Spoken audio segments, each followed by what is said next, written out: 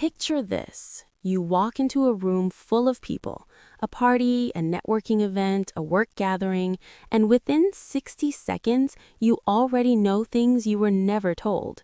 You can see that the person laughing the loudest is the most uncomfortable person in the room.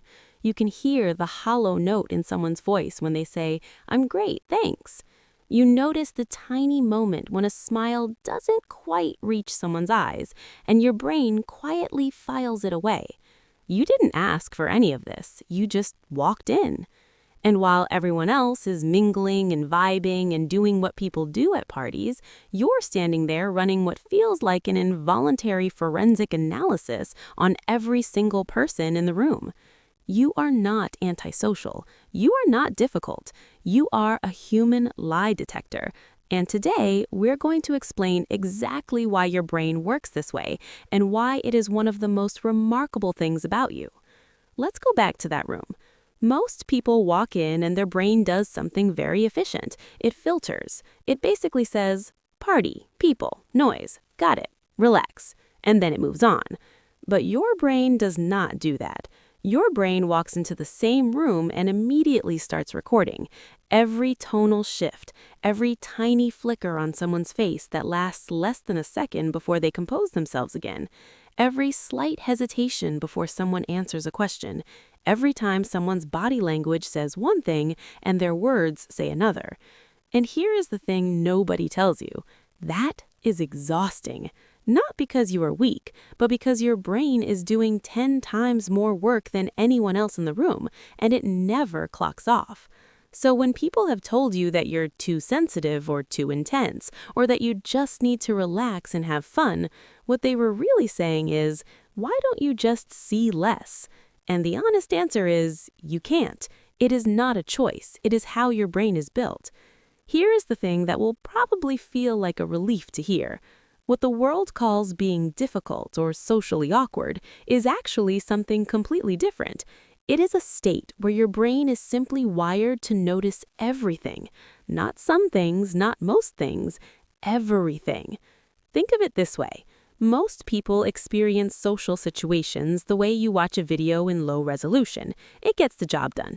They see the general picture, they pick up on the main things, and they move on, happy. You watch the same situation in full 8K.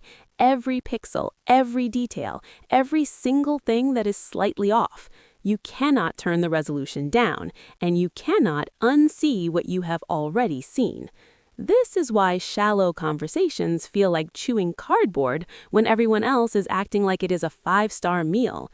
It is not that you are being difficult, it is that your nervous system is wired for depth, and when it is forced to operate on the surface for too long, it starts to shut down.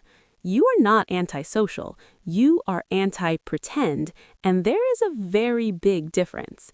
So why does your brain work this way? Let's walk through what is actually happening inside your head, and I promise, no complicated terms without an explanation. First, the spam filter, or in your case, the lack of one. Research shows that around 20% of all people are born with a nervous system that processes the world more deeply than average. Most brains automatically delete background noise and irrelevant information so the person can function without being overwhelmed. Your brain skipped that step. Instead of deleting, it screenshots. Every nearby conversation, every tonal change, every shift in a room's energy, it captures all of it and stores it.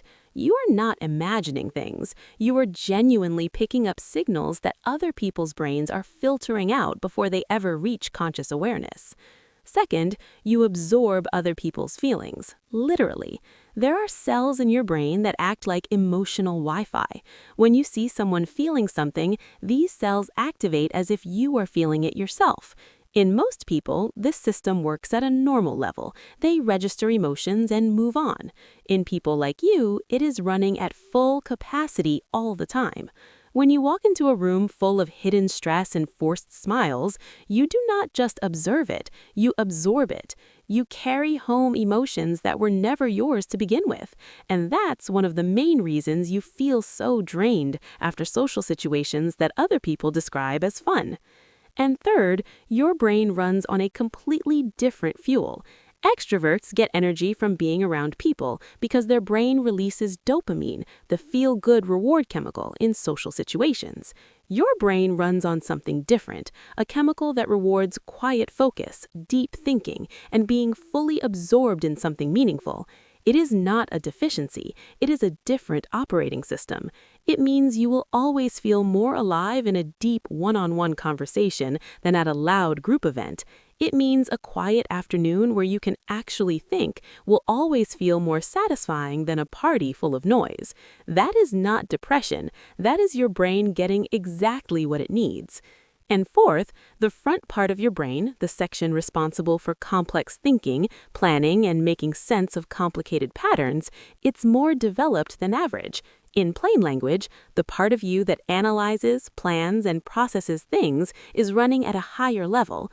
This is not overthinking. This is a high-powered system doing exactly what it was built for. The problem was never your brain. The problem was being in environments that were never designed for it. Now, here's where it gets interesting, because everything we just described, the constant scanning, the emotional absorption, the inability to filter, all of it comes with advantages that most people will never have. Let's talk about your 3 actual superpowers as a human lie detector. The first one is that you read people like a book. Research from Cambridge University found that people who prefer depth and solitude consistently score higher in emotional intelligence than average. You pick up on what people actually mean, not just what they say. You sense when someone needs help before they ask for it. You notice the shift in a friend's energy before they even know something is wrong. This makes you, when you're in the right environment, one of the most valuable people in any room, because while everyone else is hearing words, you're reading the truth underneath them. The second superpower is that you see patterns nobody else catches. Your brain stores tiny details from interactions weeks or months ago and quietly files them under possibly relevant later. This gives you an almost uncanny ability to spot when something is off in people, in situations, in decisions. Where others rush in, you pause. You notice the thing that doesn't add up. That caution is not fear. It is pattern recognition working exactly as it should. And the third superpower is that your connections are rare and real. Because you can't fake it and you can't stand being around people who do, you end up building connections that are genuinely deep. You may have fewer friends than other people, but the ones you have know you fully, and you know them fully. You are a lighthouse for the kind of people who are also tired of performing, who just want to be around someone who won't pretend with them. That kind of connection is so rare that most people spend their entire lives searching for it. Here's what I want you to take from this. Society has spent a very long time telling you that the way you are is a problem, that you are too much, that you feel too deeply, that you see too clearly, that you just need to relax, just fit in, just stop making everything so complicated. But what if none of that was ever true? What if the truth is that you were given a set of tools, extraordinary tools, and no one ever handed you the manual for how to use them? You see through the masks because your brain was built to protect you. You feel drained in loud, shallow spaces because you were never meant to run your best in those environments. And the silence that everyone else is trying to fill, that silence is your natural home.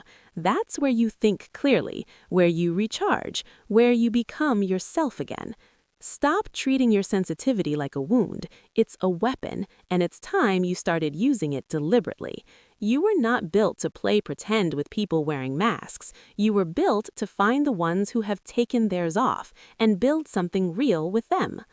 If this video felt uncomfortably accurate, if you found yourself nodding at a screen thinking, how does this channel know my entire inner life?